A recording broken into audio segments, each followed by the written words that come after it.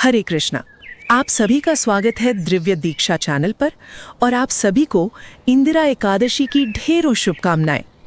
प्रिय श्रोताओं, आइए आज हम सब मिलकर श्रवण करते हैं इंदिरा एकादशी की उस अद्भुत पौराणिक कथा का, जो हमें ये सिखाती है कि भक्ति की शक्ति कितनी महान होती है। ये कथा राजा इंद्रसेन के पितरों की मुक्ति की है और राजा अम्बरीश की अटूट भक्ति की भी। एक समय की बात है, सतयुग में।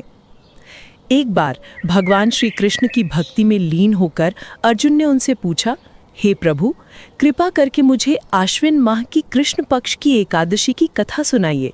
इसका नाम क्या है और इसका व्रत करने से क्या फल मिलता है? अर्जुन के इस प्रश्न पर भगवान श्री कृष्ण मुस्कुराए और बोले, हे धनुर्धर, आश्विन माह की इस एकादशी का नाम इंदिरा एकादशी है। इसका व्रत करने से सारे पाप नष्ट हो जाते हैं और यहाँ तक कि नरक में गए हुए पितरों का भी उद्धार हो जाता है।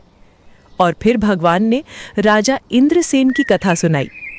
एक समय सतयुग में माहिष्मती नगरी में इंद्रसेन नाम के एक प्रतापी राजा राज्य करते थे। वे अत्यंत धार्मिक थे और भगवान विष्णु के परम भक्त थे। उनकी ख्याति चारों ओर फैली हुई थी।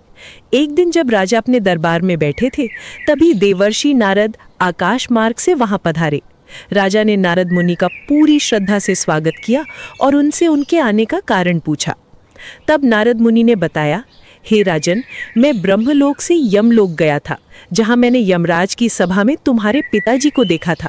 वे अत्यंत दुखी थे क्योंकि उन्होंने एक बार एकादशी का व्रत भंग कर दिया था और इसी कारण वे वहां कष्ट भोग रहे थे। तुम्हारे पिता ने मुझसे तुम्हारे लिए एक संदेश भेजा है। उन्होंने कहा है, हे पुत्र, तुम इंदिरा एकादशी का व्रत करो और उसके पुण्य फल से मुझे इस कष्ट से मुक्ति दिलाओ। नारद मुनि की बात सुनकर राजा इंद्रसेन का मन अपने पिता के लिए व्याकुल हो उठा। उन्होंने तुरंत नारद जी से इंदिरा एकादशी के व्रत की संपूर्ण विधि पूछी। नारद मुनि ने उन्हें विधि पूर्वक व्रत करने का विधान समझाया। जब एकादशी का दिन आया, राजा इंद्रसेन ने नारद मुनि के बताए अनुसार पूरी श्रद्धा और निष्ठा के साथ इस व्रत का पालन किया। व्रत के प्रभाव से उनके पिता को यमलोक के कष्टों से मुक्ति मिली और वे स्वर्ग लोक को चले गए। इस कथा से हमें ये शिक्षा मिलती है कि इंदिरा एकादशी का व्रत न केवल हमें अपने पापों से मुक्ति दिलाता है, बल्कि हमारे पितरों को भी मोक्ष प्रदान करता है। अगर आपको ये कथा पसंद आई हो तो इस वीडियो को लाइक करें, अपने परिवार और दोस्तों के साथ शेयर करें और हमारे चैनल को सब्सक्राइब करना न भूलें।